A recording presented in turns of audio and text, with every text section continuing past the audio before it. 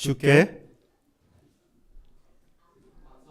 영광, 주께 찬양, 주께 감사. 아멘.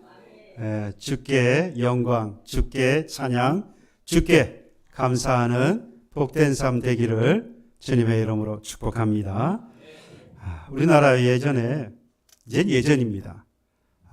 우리 사람의 성격을 판단하는 좋은, 뭐라 그럴까요? 좋은 판단하는 기준이 있었죠. 생각나십니까? 혈액형입니다. A형, B형, O형, AB형. 혈액형을 가지고 사람의 성격을 구별했던 그런 때가 있었죠. A형은 보면 소심하고 감정의 기복이 심하다. 하지만 계획적이다. B형 같은 경우는 다혈질이고 이기적인 측면이 있지만 솔직하고 사람들에게 친근하다. O형은 우유부단하고 자존심이 강한 반면에 사교성이 있고 그리고 외형적이다. AB형은 감정 기복이 심하고 외로움을 많이 타기는 하지만 자기 주관이 뚜렷하고 창의적이다. 여러분들의 혈액형이 어떻게 되십니까? 사람인 이상 분명히 P가 있을 것이고 P가 있다면 혈액형이 있을 것인데 개인적으로 저는 O형입니다. 저희 아내도 O형이어서 저희 집은 다 O형입니다. O형의 특징이 사교성이 좋고 외향적이다. 반면에 우유부단하고 자존심이 강하다. 여러분들 보시기 어떻습니까? 제가 그런 사람이 맞습니까? 좋기도 하고 마음도 상하고 묘하네요. 강점을 생각하면 기분이 좋고 단점을 생각하니까 기분이 별로예요. 근데 여러분들도 생각해 보면 그렇지, 나는 A형이기 때문에 들어보니까 A형 내가 맞는 것 같아요. 내가 소심하고 감정의 기복이 좀 있긴 하지만 무슨 일을 할 때마다 계획적으로 한단 말이죠. 그래, 나는 A형이 맞다. 아마 여러분들도 지금 제가 말씀을 드린 걸 생각해 보면 나는 그 형 내가 A형이라서 또는 B형이라서 내가 이런 사람이 맞다. 의외로 그런데 여러분, 이 혈액형 같은 경우는 일본에서 1927년에 일본의 생물학자였던 후루카와 타케지라고 하는 사람이 주변에 있는 자기 마을에 있는 사람들을 몇몇을 모아놓고 조사를 한 이후에 논문을 쓴 거예요. 그러니까 사실은 여러 가지 면에 있어서 과학적으로 증명되어지지 않은 그러한 혈액형을 통한 사람의 분류입니다. 성격을 파악한 거예요. 근데 유독 우리나라 사람들이 여기에 조금 열광을 했죠. 지금은 이제 학계도 그렇고 우리 주변에 있는 분들도 혈액형에 대해서 그렇게 신빙성을 갖지 않습니다. 과학적 근거도 없다 그러고 또 일각에서는 이걸 통해서 사람들을 자꾸 구분하고 판단하고 나중에 가서는 차별도 한다. 그래서 이건 맞지 않다.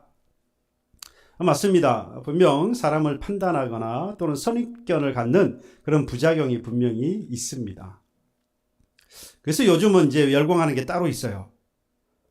사람의 성격의 유형을 또 나누는, 아주 여러분들도 이미 다 해보셨을 텐데 자가 진단, 자기 스스로 성격을 이렇게 판단하는 게 있어요. 혈액형은 피가 말해주는 거지만 자기가 스스로 이렇게 조항을 하나하나 이렇게 따져보면서 자기의 성격 유형을 파악하는 게 있는데 MBTI.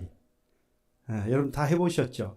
아마 웬만한 분들은 다 해보셨을 거예요. 저도 작년 말인지 올해 초인지 정확히 기억은 나지 않는데 그동안 그렇게 많이 MBTI 이야기하는데 저는 안 했어요. 별로 그렇게 기분이 안 좋아요. 총 해서 한 16가지 정도, 16가지 성격 유형이 나오는데요. 사람의 성격 유형이 나오는데 그 안에 저를 집어넣는다는 것이 별로 그렇게 기분이 좋지 않더라고요. 그래서 저는 안 해보다가 시간이 나서 가족끼리 차를 한잔 하면서 시간이 좀 남아서 아이들이 그런 이야기 하길래 한번 해봤어요.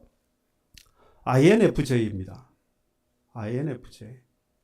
여러분 잠깐 설명을 들어보면 여러분들 집에 가서 꼭 해보세요. 저를 멀뚱멀뚱히 쳐다보시는 거 보니까 안 해보셨나 본데 영어로 MBTI 쳐보면 자가 진단하는, 성격 파악하는 그런 조항이 설문지가 나옵니다. 그래서 한번 잘 한번 해보세요.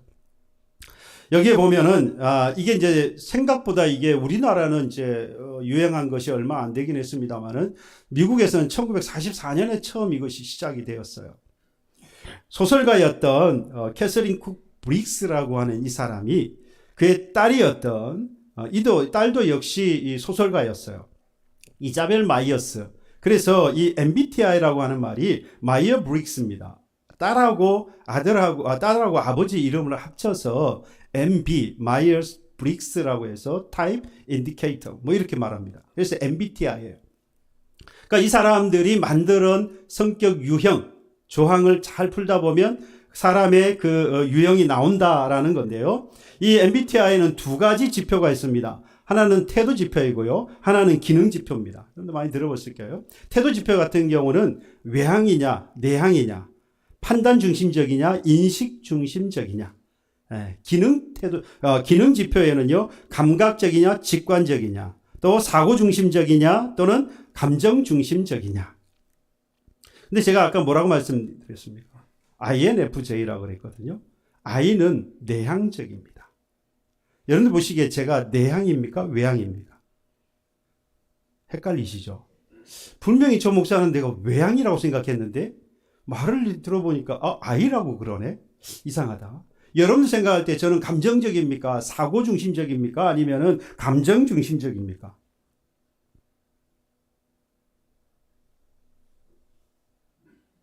별로 관심이 없으시니까 뭐 네가 사고 중심적이든 네가 감정 중심적이든 나는 별로 관심이 없다. 뭐 그러시는 것 같은데 아마도 대충 생각해봐도 아마 사고 중심적, 이성적 뭐 이런 생각할 때 저는 사실 제가 볼 때 감정 중심적입니다. 감정 요동이 심해요. 그러니까 건들지 마세요. 잘못하면 웁니다. 막 요동을 쳐서 감정 주체를 못해가지고 이 감정대로 움직일 수도 있어요. 그러니까 여러분들이 생각하고 여러분들이 보는 것하고 다르게 자신이 가지고 있는 것들이 있는데요. 이 MBTI를 통해서 16가지 성향이 나옵니다. 근데 제가 아무리 생각해도 여기 이 16가지 속에 나를 하나로 지칭하는 것 자체가 좀 무리가 있다. 왜냐? 제가 그걸 다 따져보니까 저에게는 그 모든 성향들이 다 조금씩 있어요. 어디에 조금 더 부각되느냐는 차이가 있긴 하지만 모든 성향이 내향도 있고 외향도 있어요. 사고 중심적이기도 하고 또 감정 중심적이기도 합니다. 이 모든 것들이 다 내재되어 있더라는 겁니다. 감각을 또 감각적으로 대응하기도 하고 또는 직관적으로 행동을 하기도 합니다. 그러니까 모든 성향들을 사실은 다 조금씩 가지고 있더라는 거죠. 아무튼 왜 이렇게 우리 사람들은 이렇게 성격을 파악하는 것을 좋아할까? 왜 자꾸 사람들의 성격을 파악하려고 할까? 제가 이 생각을 해보니까 제 생각엔 그래요. 지금 이 시대가 어느 때보다도 자신에 대해서 관심이 많아요. 그러니까 내가 어떤 사람인가? 이것을 수치나 또는 어떤 그 유형으로 딱 정해주면 좋을 것 같아요. 그래서 나는 이런 사람입니다라고 소개하기가 좋은 거죠. 그래서 사람들이 요즘 만나면은 가장 먼저 요즘은요, 여러분 다 만나면 그 이야기부터 물어봅니다. MBTI 뭐예요? 그러면 나는 뭐입니다. 그러면 나도 E인데.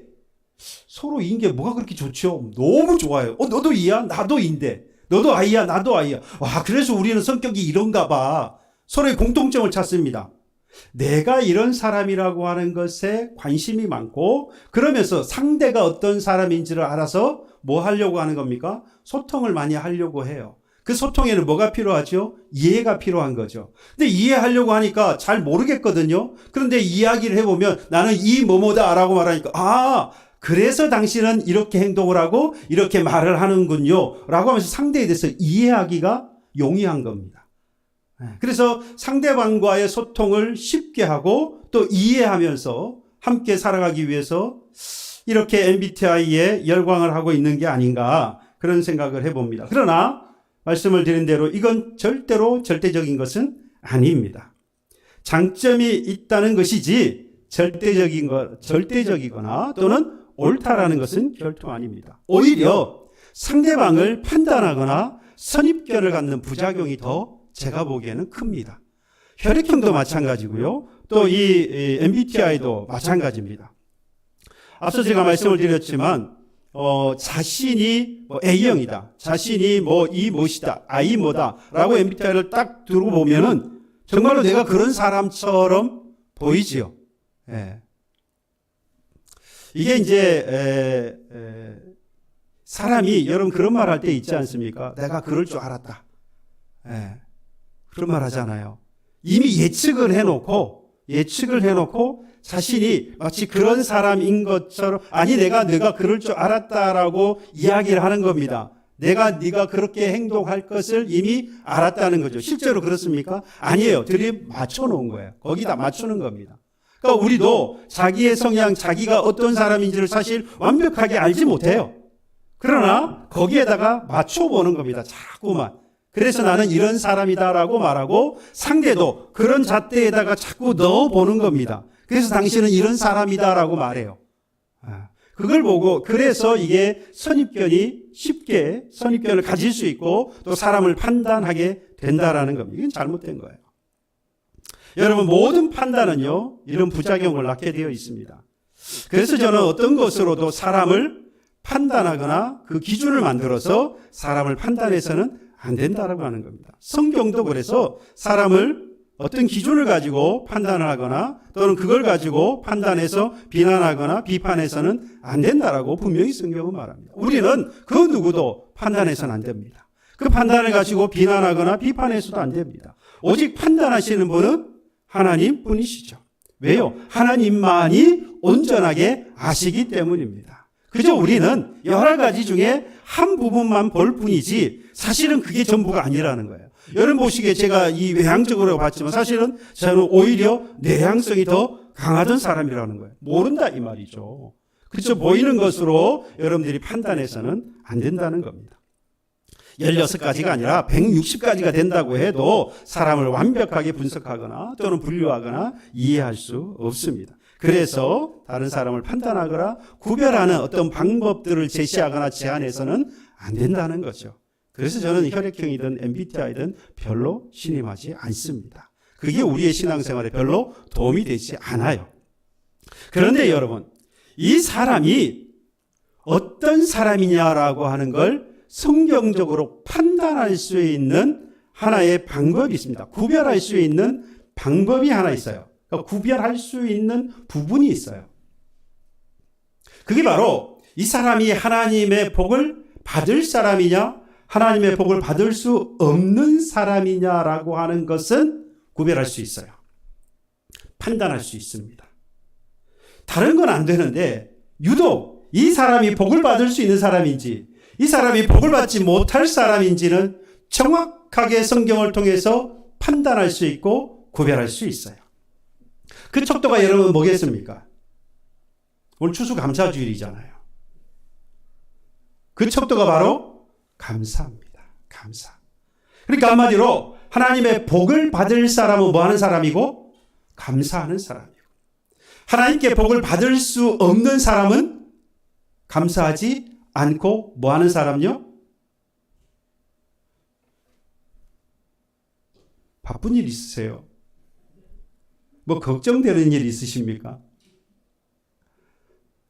여러분, 하나님께 복을 받는 사람은, 복을 받을 사람은 감사하는 사람이고, 하나님께 복을 받을 수 없는 사람은 불평하는 사람입니다.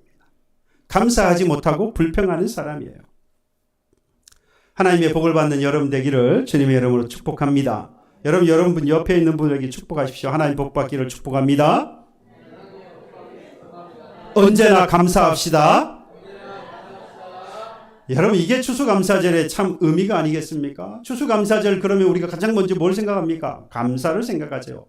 한 해를 돌아보면서 하나님에게 감사하는 시간 갖는 것 결코 빠뜨려서는 안 됩니다. 하루하루 살면서 그 하루가 채워지고 하루를 시작할 때도 감사였고 마칠 때에도 감사였고 한 해를 시작할 때도 여러분들 감사였고 그리고 한 해를 마칠 때에도 감사로 마치는 거죠. 그 과정 가운데도 역시 우리는 감사 가운데 살아갑니다.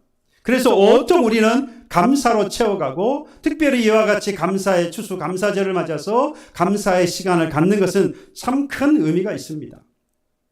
왜냐? 예수 믿는 사람의 특징이자 바로 강점이 바로 이 감사이기 때문입니다. 말씀을 드린 대로 이 감사를 통해서 우리는 하나님의 복을 받을 사람이라는 것을 또한 알 수 있어요. 바꿔 말하면 감사하는 사람이 하나님께 뭘 받아요? 복을 받는다 이 말입니다. 그래서 우리는 기쁘거나 즐거울 때뿐만 아니라 그렇지 않을 때에도 힘들고 괴롭고 어려운 일을 만났을 때에도 우리는 감사합니다. 이게 바로 장점이라는 이야기예요. 장점은요, 기쁘고 즐거울 때만 감사하는 건 장점이 아니에요. 장점이 되려면 그러지 않을 때에도 감사해야 그게 장점 아니겠어요? 그래서 우리는 찬양을요, 찬송가 387장에 우리는 이렇게 찬양합니다. 큰 물결이 일어나 나 쉬지 못하나 이 풍랑으로 인하여 더 빨리 갑니다. 풍랑 때문에 뭐 한다고요? 더 빨리 간대요. 우리는 그런 찬양, 그런 신앙으로 살아가는 사람이에요. 풍랑이 있는데 어떻게 감사하며 이 풍랑 때문에 더 힘들고 어렵다고 말하지. 이 풍랑 때문에 하나님 내가 더 빨리 갈 줄로 믿습니다. 감사하는 사람이거든요. 자신의 강점을 극대화하는 사람요, 극대화할 줄 아는 사람은 그 분야에서 분명히 성공할 가능성이 높아요. 여러분, 예수 믿는 사람도 마찬가지입니다. 우리가 가지고 있는 강점을, 예수 믿는 사람만이 가질 수 있는 강점을 극대화시키는 그 사람이 그리스도인으로서 성공할 가능성이 높아요. 그리스도인의 강점이 뭐라고요? 감사라 이 말입니다. 기쁘고 즐거울 때 감사. 그런데 그것을 극대화했다라는 말은요, 기쁘고 즐거울 때만 감사하는 게 아니라 그렇지 않을 때에도 험한 일을 만나고 환난과 그리고 슬프고 괴롭고 이러한 때에도 뭐 하는 것? 감사하는 것. 바로 이것이 극대화하는 거예요. 이것이. 그리스도인의 이 강점인 바로 이 감사를 통해서 우리는 그리스도인으로서 얼마든지 성공할 수 있다라는 겁니다. 저희 누누이 말씀드립니다. 감사는 또 다른 감사를 부른다. 바꿔 말하면 불평하는 사람은 또 다른 불평을 불러오는 사람이에요. 가만 보세요. 내 신앙도 한번 돌이켜보세요. 감사를 찾으려면 끝없이 감사의 제목을 찾는데요, 불평하려고 들으면 불평한 것 천진 거예요.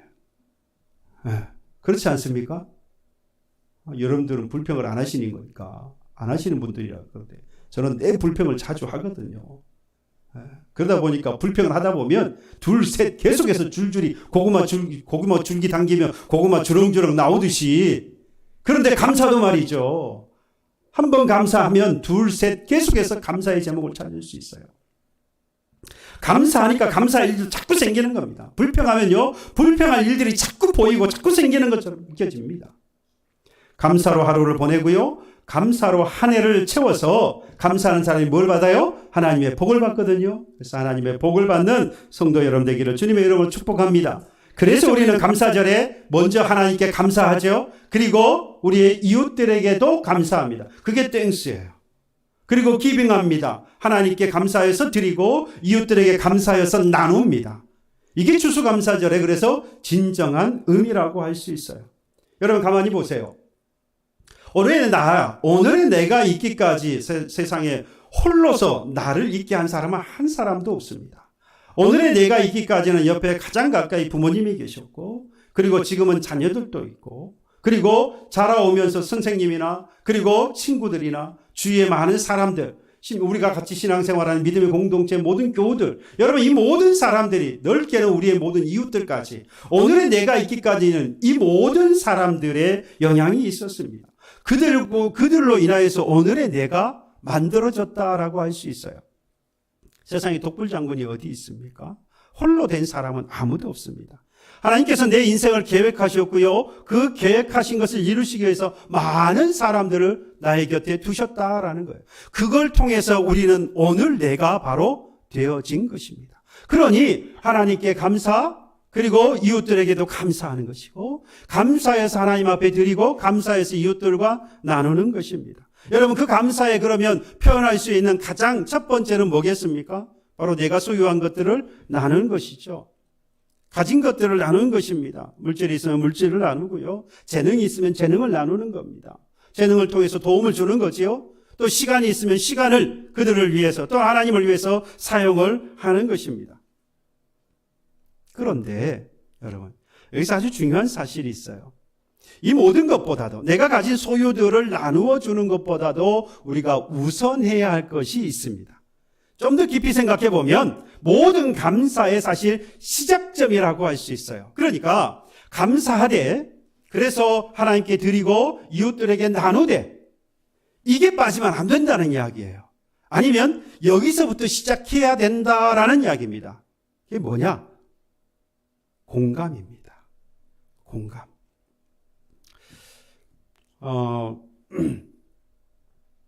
지난 목요일에 저희 둘째가 발을 다쳐가지고 발등 수술을 했어요. 학교에서 수업 시간에 풋살을 했는데 친구가 아마 풋살이면 축구화를 신으면 안 되는데 축구화를 신었나 봐요.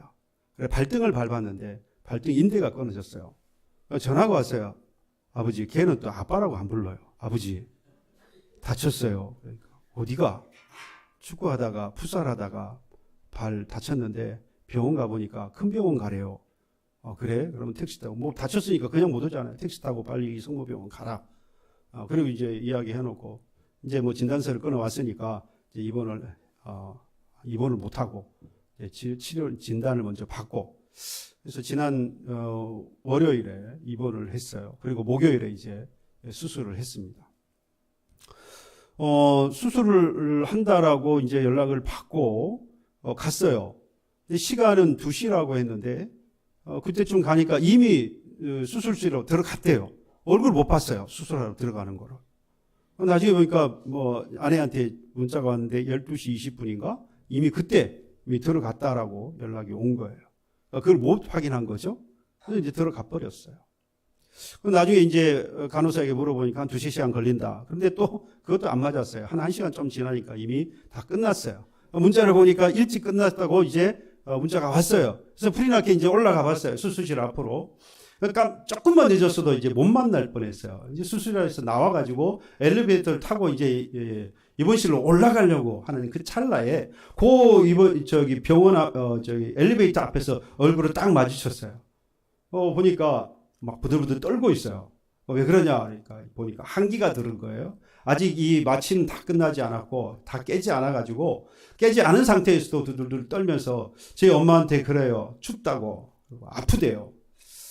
그 말을 들으면서 답답하더라고요. 해줄 수 있는 게 아무것도 없는 거예요. 그래서 이 간호조무사에게 물어봤어요. 여기 이제 버튼이 하나 있길래 이게 이제 무통제냐? 그러니까 맞대요. 그래서 그거 2번, 3번 눌러주고 더 이상 해준 게 아무것도 없어요. 실제로 그렇더라고요. 해줄 수 있는 게 없더라고요. 그럼 이제 올려보내고, 그리고 나서 이제 집에 오면서 제가 그랬어요. 야, 지금부터 우리 뭘 할 수가 있지? 쟤를 위해서 우리가 할 수 있는 게 뭐지? 여러분들 생각할 때는 기도해야지. 하나님께 맡기고 기도해야지. 뭐 그건 당연한 거고요. 저 아이를 위해서 직접적으로 내가 할 수 있는 게 없더라라는 겁니다. 이게 여러분 우리가 갖는 공감의 한계입니다. 공감의 한계예요. 마음의 동요가 일어나기도 하고요. 그 다음에 감정이 이입이 일어나기도 합니다.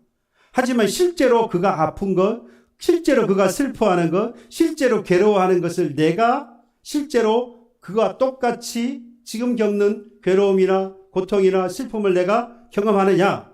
이입은 가능하지만 아니에요. 그 아들이 아파하는데 저는 안 아프더라고요. 그 아들이 추워하는데 저는 안 추워요. 감정은 저도 추운 것 같고 제가 아파하니까 저도 아픈 마음은 있는데 실제로 아프지는 않아요. 혹시 아프신 분 계시던가요? 막 부모님이, 그 사랑하는 존경하는 부모님이 아프신데 나도 막 아파요.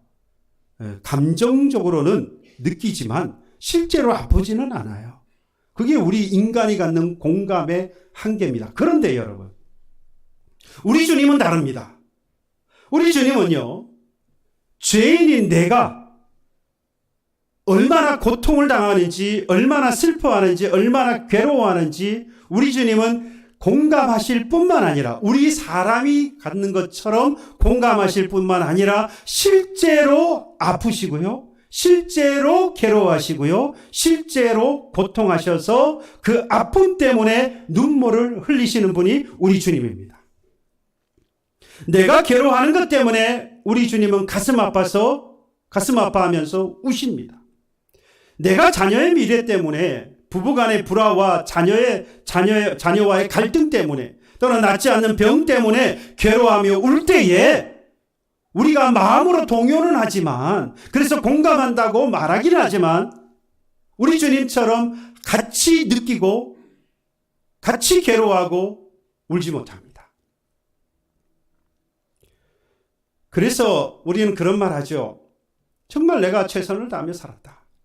내가 가족을 위해서 밤낮으로 열심히 일하고 돈 벌어서 오늘까지 이 가정을 이루었다. 뿐만 아니라 교회 생활하는 데 있어서도 헌신하기를 최선을 다했다.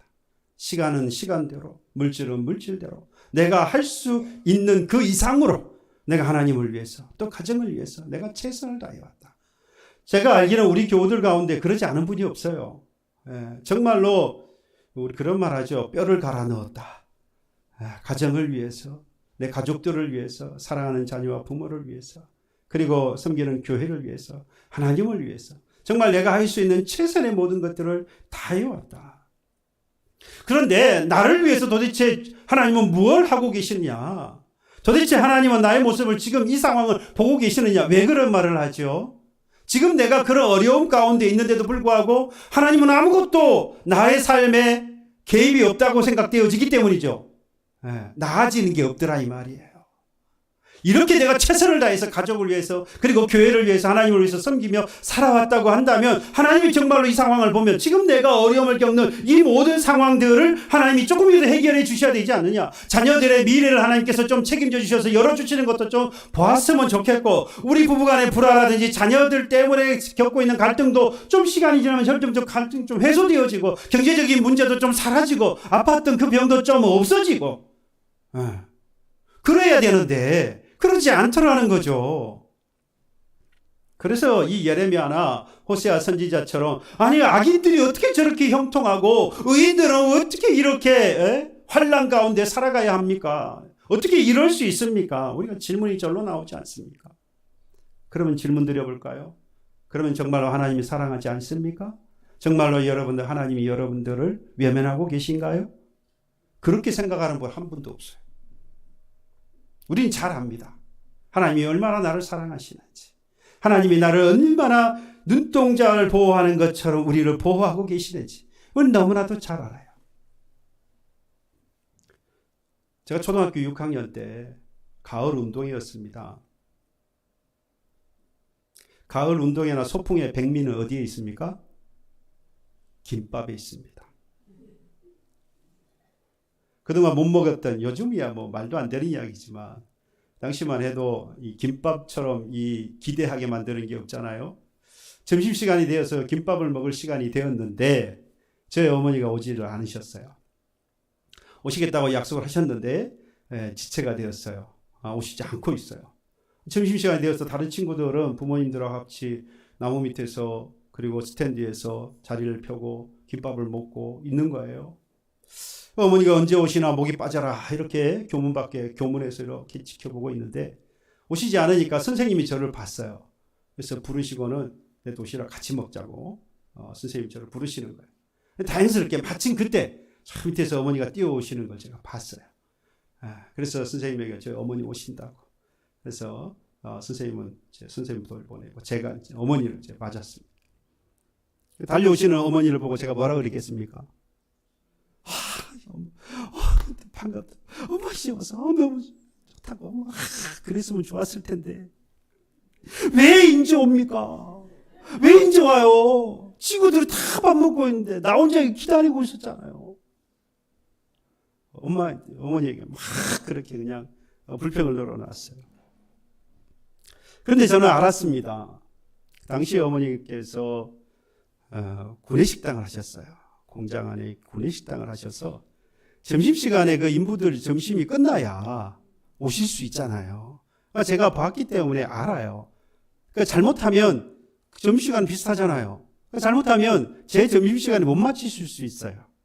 그래서 사람을 불러다 같이 일을 하셔가지고 최대한 빨리 끝내고 오신 시간이 그 시간이었던 거죠.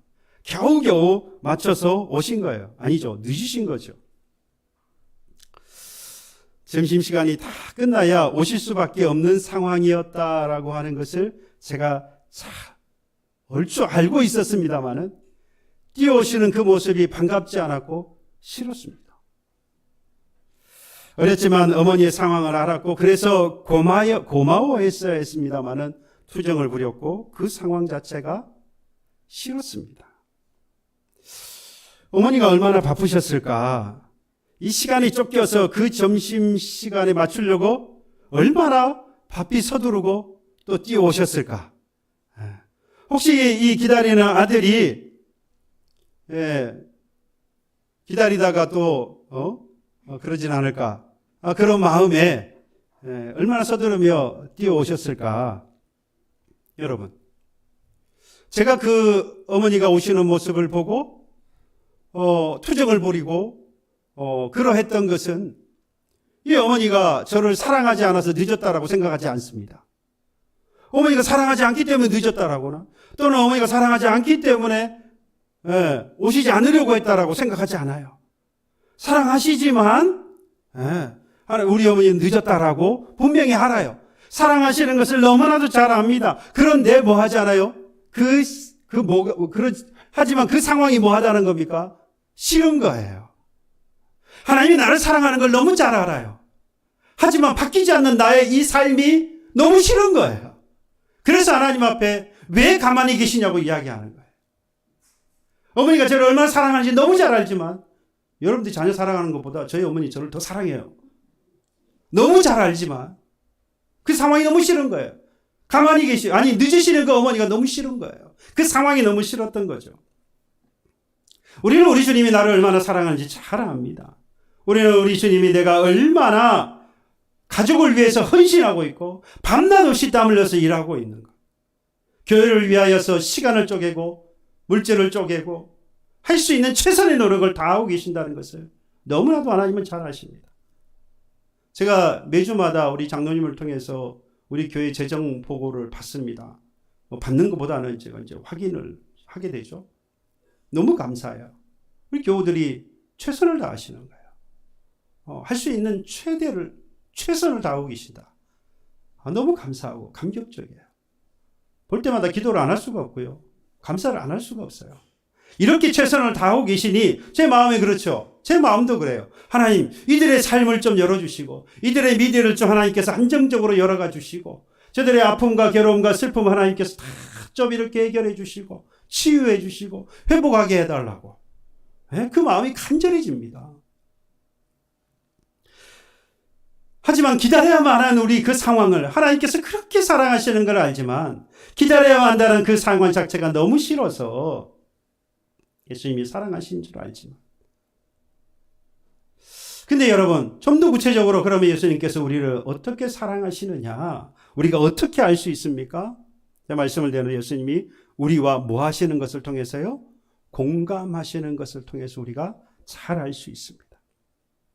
예수님은요, 죄인인 우리들이 얼마나 괴로워하는지, 죄인인 우리들이 얼마나 슬퍼하고 고통 가운데 살아가는지 우리 주님은 너무나도 잘 아셔서 하나님으로 계시지 않고 뭐로 오셨습니까?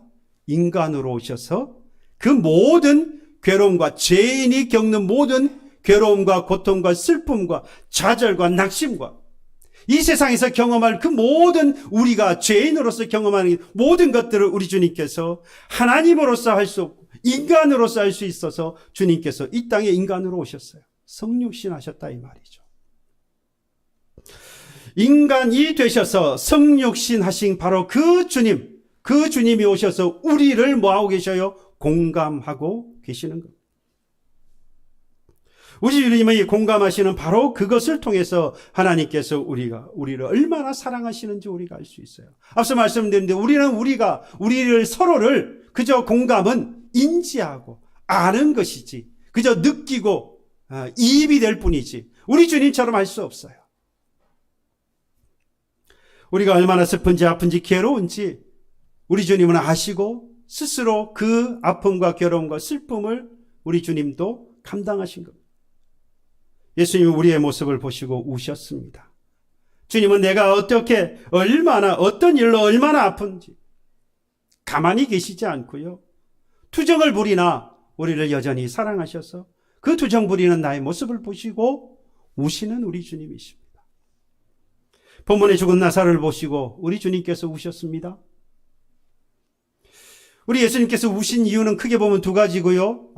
나눠서 보면 두 가지고 합쳐보면 딱 한 가지 동일합니다. 예수님께서 당시 나사로를 보시고 죽은 나사로를 보시고 우셨던 첫 번째는요. 인생의 가장 큰 문제는 뭐죠, 여러분? 저와 여러분들의 인생에 있어서, 온 인류의 인생에 있어서 해결하지 못한 인생의 문제는 뭡니까? 죽음. 예, 맞습니다. 죽음이에요. 이건 누구도 해결하지 못했어요. 이 문제를 해결하려고 별의 볼 것을 다 해보았는데 그 누구도 이 문제를 해결하지 못했어요. 그런데 이 인생의 가장 큰 문제인 누구도 해결할 수 없었던 바로 이 죽음이라고 하는 문제의 해답은 예수였고요. 예수의 부활이셨습니다. 그런데 이 사실을 그때 그 나사로의 죽음을 보고 있는 그 사람들은 전혀 알지 못했던 겁니다. 왜 예수가 답이고 왜 예수의 부활이 답입니까? 죽은 그 나사로를 보고 슬퍼하는 그 사람들은 그 예수님을 통하여서 또는 예수님의 부활하심을 통하여서 그들도 죽음에서 뭐 하는 거죠? 해방이 되어지는, 새 생명을 얻게 되어지잖아요. 그럼 죽음의 문제가 해결되어지는 이 사실을 전혀 모르는 거예요. 주님께서 그래서 슬퍼하셨어요. 그래서 우셨습니다. 여러분, 이 모든 문제의 답이 되시는 바로 이 인생의 모든 문제, 여러분 이 죽음의 문제뿐만 아니라 우리가 살아가면서 겪게 되어진 모든 인생의 문제, 여러분들이 가지고 있는 그 모든 인생의 문제 해답은 예수이고요. 예수 부활입니다. 그 예수와 예수의 부활의 시작이 뭐지요? 이 땅에 예수님께서, 하나님이신 예수님께서 인간이 되어 이 땅에 오셨다는 거예요. 성육신이다 이 말입니다. 인간으로 오신 예수께서 이후에 죽으시고 부활하심으로 나사로의 이 죽음, 곧 인생의 죽음의 이 문제를, 인생의 문제를 해결하시는 것을 모르고 괴로워하고 있는 바로 이 사람들 주님이 보시고 안타까워하셨고 뭐 하셨습니까? 우셨어요. 또 다른 한 가지는요, 주의 죽은 이 나사로 때문에 괴로워하고 있던 그의 누인 마르다와 마리아, 그리고 조문하기 위해서 왔던 많은 사람들, 이 사람들이 울고 있는 그 모습을 보고 주님께서 그 마음에 공감하셨어요. 33절에 예수께서 그가 우는 것과 또 함께 온 유대인들이 우는 것을 보시고 심령에 비통히 여기시고 불쌍히 여기셨다라고 말씀합니다. 예수님의 감정을 엿볼 수가 있죠. 예수님은요, 마리아와 마르다 그리고 유대인들의 우는 모습을 보고 그 심령의 깊은 비통함을 느끼셨습니다. 여기서 비통이 여기다라는 것을 헬라어 원어로 따져보면 단순하게 슬퍼하다, 괴로워하다가 아니에요. 슬퍼하고 애통한다가 아니고요, 분노하고 불안한 감정을 내포하고 있습니다. 특별히 분노했다라고 말하니까 여러분들 이상하게 들릴지 모르는데 그게 아니에요. 예수님이 단순하게 인간의 고통, 죽음으로 인한 고통에 공감한 것이 아니라 뭐에 공감하셨느냐? 죄로 인한 죽음의 현실에 맞닥쳐 있는 그 인간들의 아픔과 고통에 대해서 하나님이 뭐 하고 계시는 거예요? 분노하시는 거예요. 죄로 인하여서 거기에 갇혀서 고통과 괴로움과 여기서 벗어나지 못하고 슬퍼하며 애통해하고 있는 그 사람들을 보시고 이 죄인들을 보시고 주님은, 거룩하신 우리 주님은 분노하셨던 겁니다. 그래서 주님은요, 그 분노 때문에 사람을 책망하지 않았어요. 그들이 잘못해서 주님께서 분노하셨다라고 한다면 책망하셨겠지요. 울지 마! 라고 했겠지요. 그러나 주님은 그러지 않았어요. 오히려 함께 우셨어요. 책망하시지 않고요, 비통히 여기시면서 함께 우셨던 우리 주님. 그래서 마지막에 뭐라고 말하느냐? 불쌍히 여기시니라고 말하잖아요. 우리의 고통에 연민을 느끼셨고요. 우리의 고통, 곧 죽음, 그 죽음의 결과인 이 죄에 대하여서 우리 주님은 안타까워했고 우리 주님은 우셨다 이 말이에요. 여러분, 우리의 죄는요, 결국 우리를 슬픔에 빠지게 합니다. 우리 죄는요, 우리를 괴로움 가운데 두게 합니다. 우리가 슬퍼하고 애통해하고 괴로워하는 것은 여러 가지 많은 이유들이 있지만 근본적으로 우리가 죄인이기 때문에 들어온 슬픔이고 괴로움이고 아픔이고 슬픔이에요. 우리가 모두 다 슬퍼하고 괴로워하고 아파하는 것은요, 이 땅에 처음 아담과 하와로부터 시작된 죄가 들어온 결과이잖아요. 그 마지막이 뭐였죠? 죽음이잖아요. 우리 주님께서는 이 사실을 보시고 애통해하고 이 사실을 보시고 괴로워하셨어요. 그리고 우신 것입니다. 예수님은 참 하나님이시며 동시에 인간으로서 인간의 고통이 깊이 이해하셨던 것, 공감하셨어요. 단순한 관찰자로 멀리서 보고 계시는 분이 아니라 우리의 고통 속으로 들어오시는 하나님이셨습니다. 게다가 3년이나 제자들과 함께 생활하셨잖아요. 그러면서 모함을 당하고 시기 질투를 받습니다. 십자가에 달려서 모진 고난과 수치를 당하십니다. 우리가 당해야 할 모든 것들을 그도 당하셨어요. 당하지 않으셔도 되는 주님께서 그 모든 것들을 경험하신 것은요, 우리와 뭐 하신 거죠? 같아지신 거예요. 감사절을 맞은 저와 여러분들, 말로만 하나님 앞에 감사하다, 이웃들의 아픔을 함께 나눈다, 이건 진정한 감사절이 될 수 없습니다. 모든 감사의 시작은 제가 뭐라 그랬습니까? 공감이라고 했어요. 공감. 우리가 필리핀 교우들을 생각하면서 정성을 모았습니다. 그들의 아픔, 그러니까 어려운 형편 가운데에서 힘들게 살아가는 그들의 아픔에 뭐 했어요?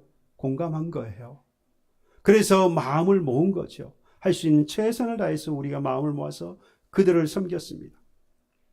여러분, 마치 이와 같이 가까이에는요, 우리의 가족과 믿음의 교우들이 있습니다. 질병으로, 노환으로, 또는 영적인 갈등이나 심적으로 심약해진 우리의 사랑하는 교우들이 있어요. 우리는 그들을 돌아보라는 겁니다. 실제로 나아가서 우리 주변의 이웃들을 우리가 함께 살필 줄 알아야 합니다. 때로는요, 함께 있어주는 것만으로도 위로가 되고 치유가 돼요. 로마서 12장 15절에 말합니다. 즐거워하는 자들과 함께 즐거워하고 우는 자들과 함께 울라라고 말합니다. 여러분, 진심으로 함께 즐거워하고 진심으로 함께 울 때에 우리는 진정한 감사절이 되게 할 수 있습니다. 그 감사절이 될 때에 우리는 하나님의 복 받은 자로 오늘을 살고 앞으로도 하나님의 복을 받는 자로 살아갈 수 있게 되어질 것입니다. 이 복의 주인공이 사랑하는 우리 교우들과 여러분들의 가정이 되기를 주님의 이름으로 축복합니다. 찬양합시다. 온 마음 다해 주님과 함께하는 이 고요한 시간, 나 염려하지 않아도 내 쓸 것 아시고